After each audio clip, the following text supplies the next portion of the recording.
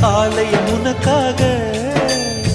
வானில் ஒரு புயல் மழை வந்தால் அழகே என்னை எங்கனம் காப்பாய். கண்ணே உன்னை என் கண்ணில் வைத்து இமைகள் எனும் கதவுகள் அடைப்பேன். சத்தியமாகுமா?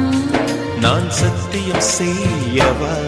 மன்னவா, ஒரு கோயில் போய் இந்த மாளிகை எதற்காக? தேவியே என் ஜீவனே இந்த ஆலயம் உனக்காக.